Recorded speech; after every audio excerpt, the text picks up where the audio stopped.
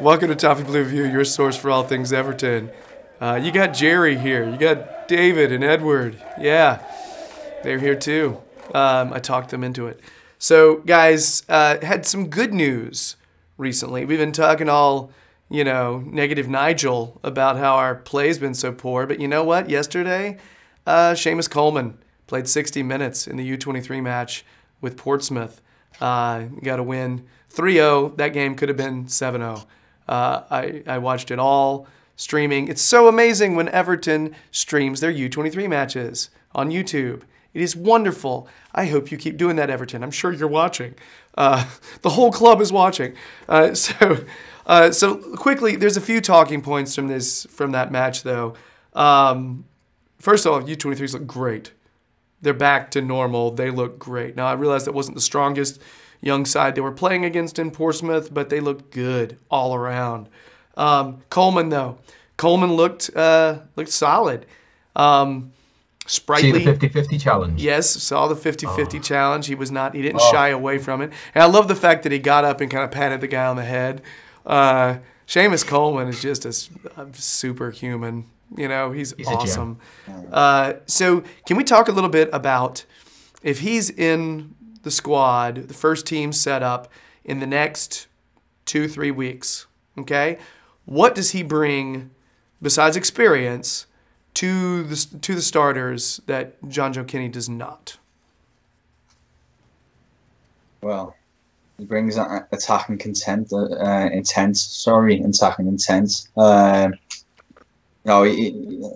He's very much he's got the ability to defend, but I think we have drastically missed that outlet, which comes from those wing-back positions. And I think Kenny is. I think he can be solid in the tackle and defensively, but he's very limited going forward. And I'm not completely writing him off for the future. He's still a young lad, but that's always been Coleman's game. He probably could have been a right winger. He was for a little while, right? Yeah, that was just like his original FIFA card or something. Sorry, bringing the knowledge. Yeah, he did have a spell. It was similar to around the time Bale done it, where Bale went from like a wing back into a winger, and then obviously he's progressed into what he is now. But he was on the wing for a while, but I think he is better because the game's adapted to this wing back position as opposed to an out and out left or right back. It suited him down to the ground, and just having him back and having that outlet going forward, it would be a massive game changer for us. Mm-hmm. Edward? I mean, I can't discredit Kenny. I think really the only thing that's really lacking for him is his experience to know when to go forward and when to stay back and all that. And because if you look at him in the under-23s for last season, I think one of his attacking crosses actually won them the league and got them the goal that they needed. So he's definitely got the talent within him. It's just that experience and the bit of know-how into when to do it and when not to do it. So that'll come with time. I think David's absolutely right. We're needing that attacking outlet, and it's just the experience that goes with it, really, in my opinion. I want to say I think Kenny's attacking ability has been a little misrepresented this season. I think he's better going forward than we've seen. I think you can see that when you watched him play with U23's and when you watched him play in the World Cup this past summer. He attacked and he combined well. But I think a big part of it is the way Everton have been playing this season. And he hasn't been able to really forge a partnership with a midfielder, with a winger, to kind of figure out how to do a lot of that. I think if he was a more experienced player, he could have acclimatized to that quicker, and we would have seen that, which is where I think we're going to see Coleman do it. Like both of you mentioned, his experience is key. We just have to hope that he's going to fit in, that he's going to adjust well after his injury was bad. Bolasie, I don't think we've seen the normal Bolasie yet. To some people, that even isn't very good anyway. So there's that. I'm a little more positive about Bolasie, but I still don't think he's shown a lot since he's been back. I'm hoping Coleman shows up quickly. The thing that I haven't mentioned yet, though, is the fact that Coleman is captain material. He is having somebody else who is accountable on the field and will lead. I love that. We've got players from all over the place who were captains on their squad that we brought in. Okay? No offense, I think Kenny was captain of under 23s. Well, Wasn't yeah, he was. But that's the thing. Like Ashley Williams was a captain. Sigurdsson at one Rooney. point. Davy Clausen. These are captains. Martina as well. These are. He's the captain of his international team. Oh, that's true. That is true. Curacao. That's true. So that's funny. Gerry's not the only one that does his research. I didn't remember that. That's funny. I'm But doing my research now. I've seen Curacao play because they're in the CONCACAF with US, and he is the bright spot. Yeah, they're not terribly strong. Best of the bad bunch. Yeah, they're not terrific. But anyway, the fact that he brings that, I think he is an experienced captain. I think he will come in and start getting in people's asses. You know? Pardon? And not in the sexy way, Edward. I'm talking about in the get in their face kind of way. Sorry, I used the word ass. I think he won't be. I feel like Coleman's a bit of the last of a dying breed, really. And I'd really like us to try and get some silverware whilst he's still playing, because I think his career deserves it. But when you look at the Everton dressing room now, I mean, never mind a couple seasons ago, even last year, the faces on the pitch were so different to what they are now, and it'll be good to have a player who's been there for, X amount of time. What was it, like 8 or 9 years? Who knows what this club's about, with the likes of Leighton Baines, and can kind of pass that on to the other players, the new lads. The point I was going to make about Coleman, I think the difference between Coleman and some of our recent purchases is price tag. Yeah, we paid a lot less for Coleman, so he came in and worked his ass off. Worked really hard, was proud to wear the shirt. He didn't come in with any kind of prima donna attitude or anything like that. I think the idea that he comes in, works for the shirt, and it means something to him. He appreciates being here. I don't know that everybody does. I mean, you look at some of these players we've purchased, for a little while they play well, and all of a sudden they just take it for granted and they don't really care about being on the field very much. That's the one thing one of the reasons why I like Tom Davies. When he does play, he looks like he cares compared to Schneiderlin. At this point, I would play Tom Davies all day long over Schneiderlin, mainly because of effort. All right? I've got a thing. I'm a big Tom Davies supporter. My views on Schneiderlin. Yeah, I know. So, but that's the thing. I think Tom Davies actually has the ability to go forward. He makes passes forward. He's not afraid to hold on to the ball. He's brave, sometimes to his detriment. But I think the fact that he's willing to take chances, that's what we need right now. So yeah. I'd love to see him slot in instead of Schneiderlin. But the thing is, by doing that, you sort of still have two defensive presences right there. But he does tend to go forward more than the Crab. So anyway, this is Coleman we're talking about. I think Coleman's attitude is one of the main things that we gain. Leadership. We need it. We're lacking it. So that's the thing I want to make sure. That's what I'm looking most forward to. Somebody's going to take responsibility. Also, Luke Garbutt played, guys, and now. And Big Sam was there, Walsh was there, Shakespeare was there, the heavy hitters were there watching.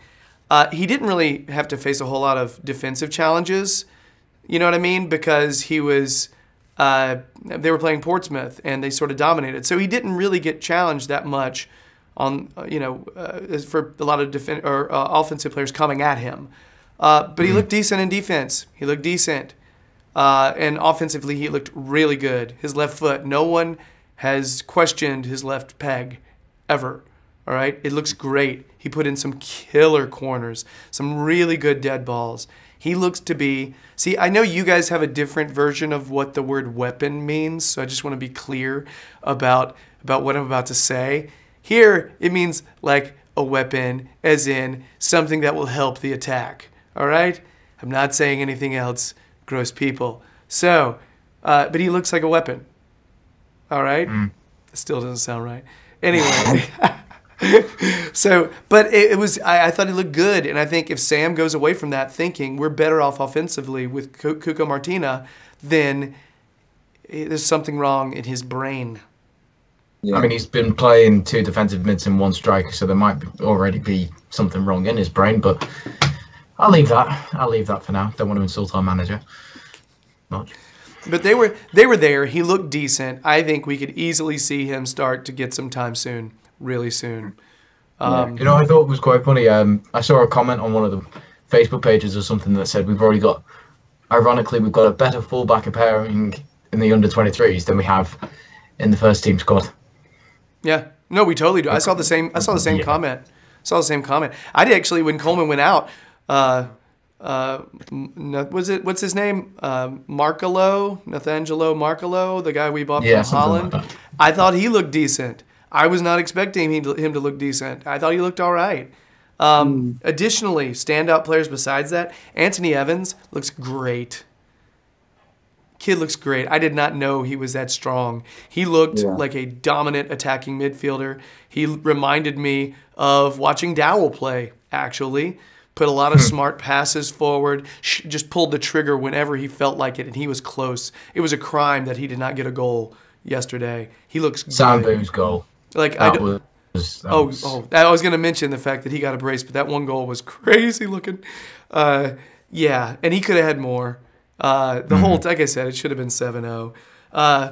They kept saying Baningime. I always say Baningime, whatever. Regardless, he looks solid still. I think he should be around the first team. Yeah, I don't understand why he got dropped. He's played well every time he's been in. I don't get it. Yeah. When Gay got hurt, I thought the first thing we were going to do is move Baningime into the starters. I have no idea. He just stopped going in the squad. Big Sam's got a thing. I don't know. How he could watch that yesterday, though, and not want to play him, I don't know. But he looks good. Lookman didn't get included, did he? No. Not in the squad? No. He did not play. No. Also, I like the look of Lewis Gibson, too. Kid we bought from, was it Newcastle? He just looks very composed. He's a big kid. He just looked like the game looks easy for him. He just looks very calm and cool back there. I think we're looking at a future first-team center back in the next 2 or 3 years. He's not ready yet because he's young. He's really young. So couple of doing goals. Agreed.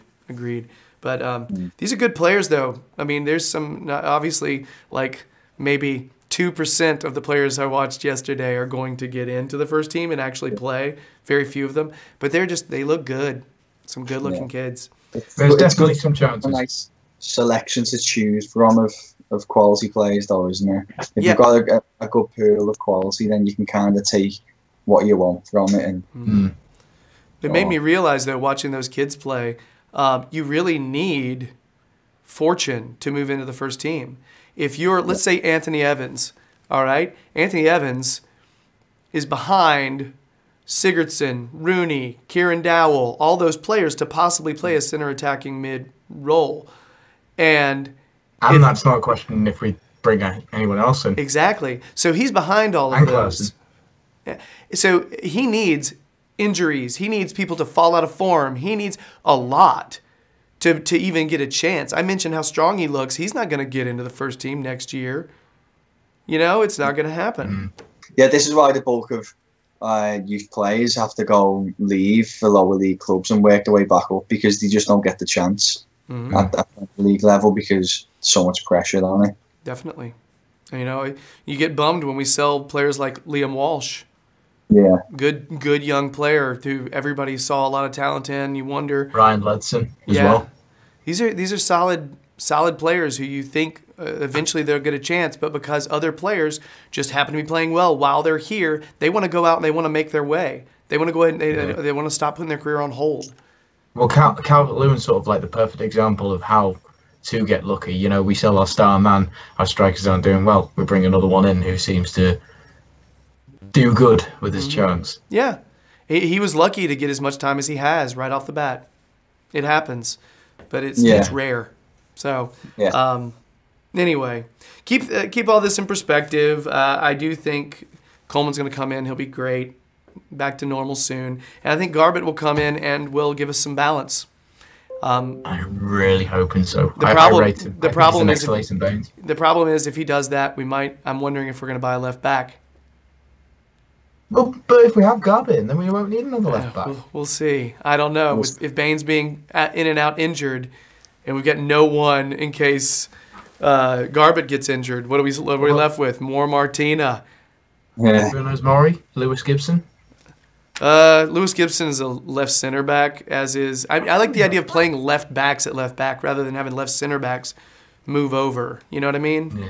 We're going to get no attacking intent from Funes Mori if he plays left back. I'm excited to see him come back. I hope he gets to play. I hope he's back normal. Anyway, that is the end of our U23's segment. Coleman got some playing time. Garbutt looks good. Who knows? These people could give us a little new life. I reckon they timed the substitutions for Coleman, like the 60th minute or something like that. Just because of the 60 grand thing. Oh, I didn't even think about that. That's very... All right. Good effort, though. Let's blame Gerry for not being on the same wave, then. Oh, yeah, because you got that immediately, didn't you, David? Always do. All right. So that's it. If you're digging the videos, please subscribe. Nearing 500. You can add to it. And, yeah, if you already have, you're wonderful. Like, subscribe. We appreciate it. Check out Edward's YouTube channel, Jam E. James. Details are below. Check out David's stuff on the Sportsman and the Toffee Blues website. Going on to the next video. Muchas gracias. Bye. Adios.